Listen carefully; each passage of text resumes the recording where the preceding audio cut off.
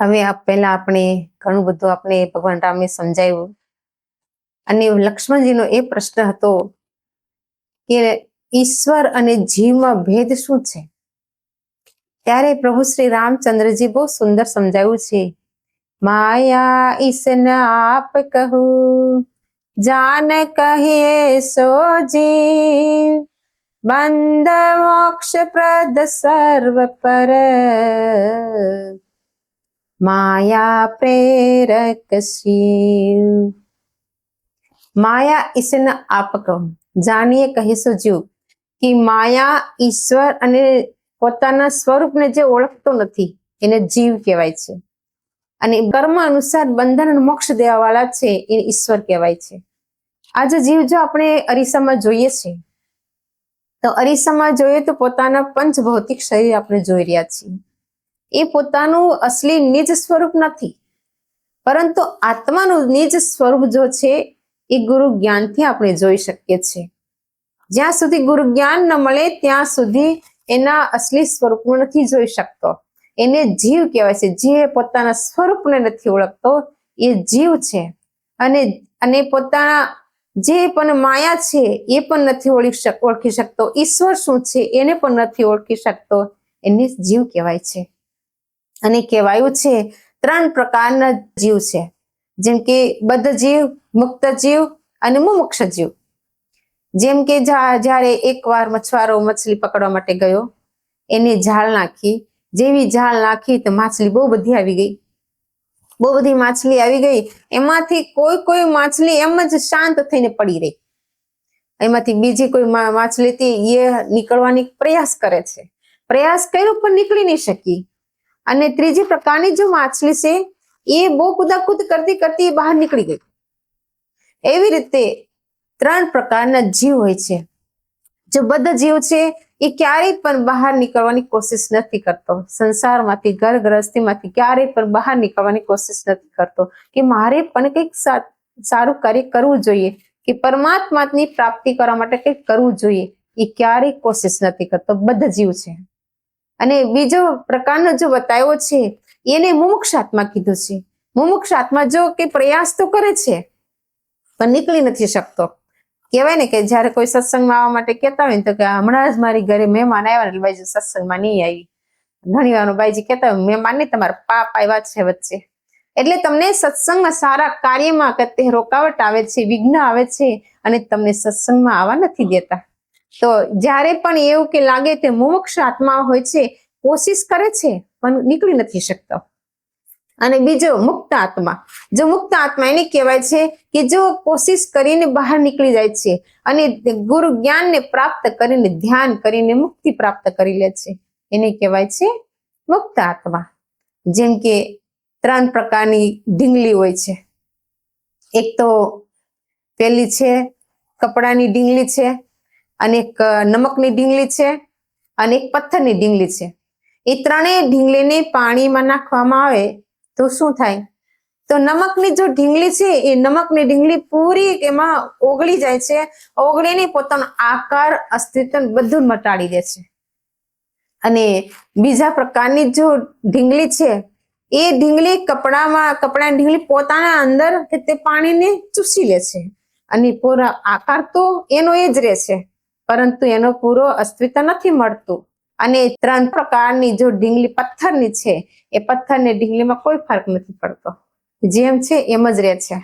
એવી રીતે કે તે જો પેલા પ્રકારની જો નમકની ઢીંગલી છે, નમકની ઢીંગલી કે એવી જો જીવ કે ગુરુ જ્ઞાનને પ્રાપ્ત કરીને સર્વ વ્યાપી પરમાત્માના દર્શન કરીને એમાં જ કે તે એકરૂપ થઈ જાય છે, પોતાનો આકાર ને અસ્તિત્વ બધું જ મટાડીને ભગવાનમાં એકરૂપ થઈ જાય છે, એ નમકની ઢીંગલી છે, એ મુક્ત આત્મા છે।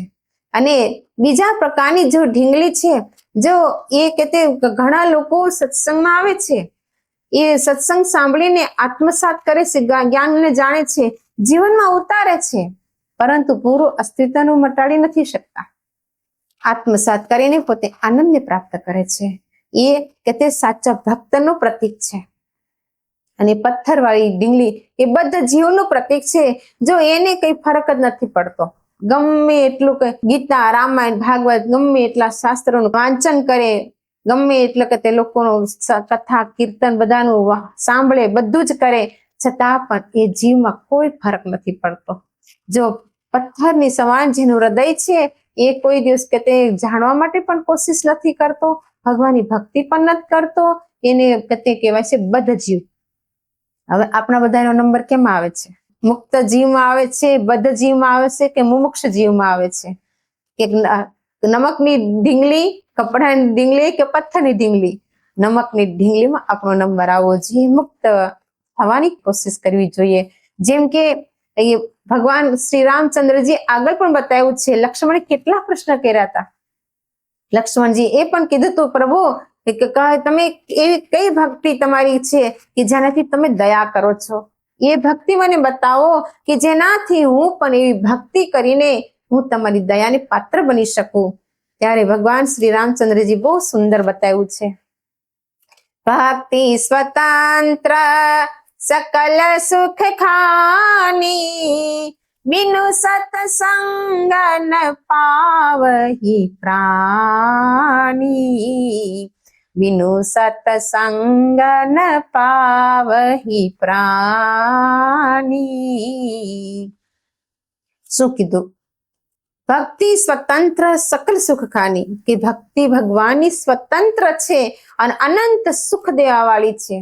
પણ આજે જેટલા પણ બધા લોકો ભક્તિ કરી રહ્યા છે, બધા જ ઇન્દ્રિયોને બંધન વાળી ભક્તિ કરી રહ્યા છે.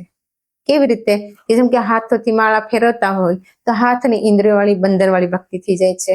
અગર આમ જીભ દ્વારા કોઈ મંત્રનું ઉચ્ચારણ કરી રહ્યા છીએ તો એ જીભને ઇન્દ્રિયને બંધન વાળી ભક્તિ થઈ જાય છે. શાસ્ત્ર અનુસાર નથી કરી રહ્યા. જો ભગવાને કીધું એવી સ્વતંત્ર ભક્તિ નથી થઈ.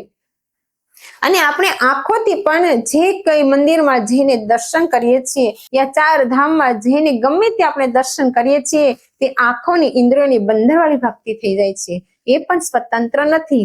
આપણે કાનોથી પણ કથા કે કીર્તન ગમે તે સાંભળી રહ્યા છીએ, કોઈ પણ પાઠ સાંભળી રહ્યા છીએ તો એ પણ કાનની ઇન્દ્રિયોની બંધનવાળી ભક્તિ થઈ જાય છે, સ્વતંત્ર નથી.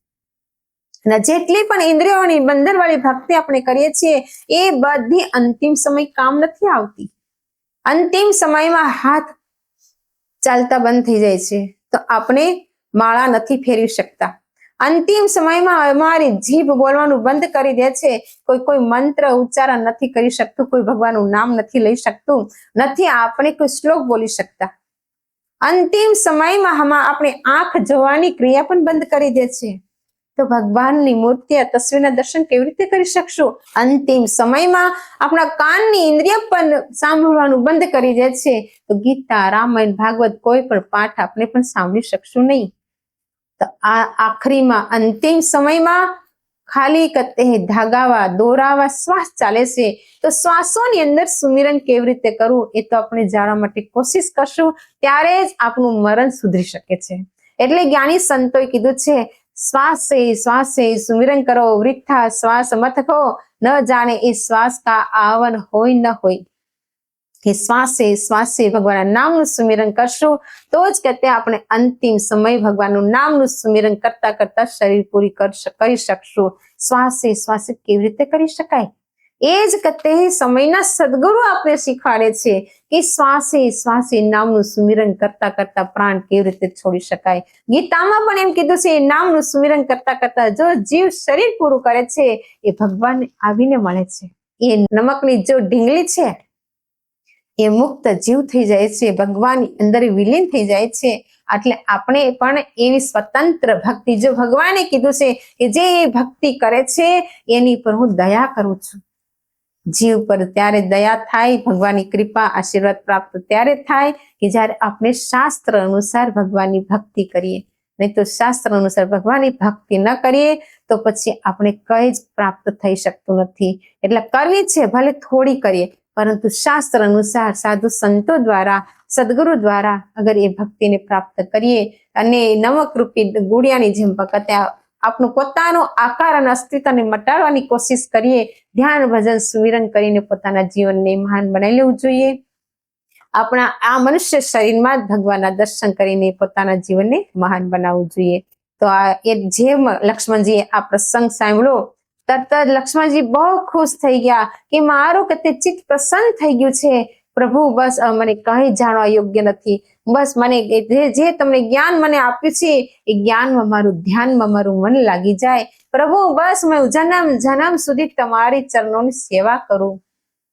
આવી રીતે લક્ષ્મણજી ખૂબ પ્રસન્ન થઈ ગયા. તો લક્ષ્મણજી આપણા માટે આટલા સુંદર પ્રશ્ન કર્યા હતા અને પ્રભુ શ્રી રામચંદ્રજી બહુ સુંદર ઉત્તર આપ્યા હતા. તો એ આપણે જીવનમાં ધારણ કરવાના છે, જીવનમાં ઉતારશું ત્યારે જ આપણા જીવન મહાન બની શકે છે અને પ્રભુના દર્શન કરી શકીએ અને અંતિમ સમયને સુધારી શકીએ. આટલું કહીને મારા વિચારને વિશ્રામ આપીશ. બોલીએ શ્રી સદગુરુદેવ મહારાજ કી જય.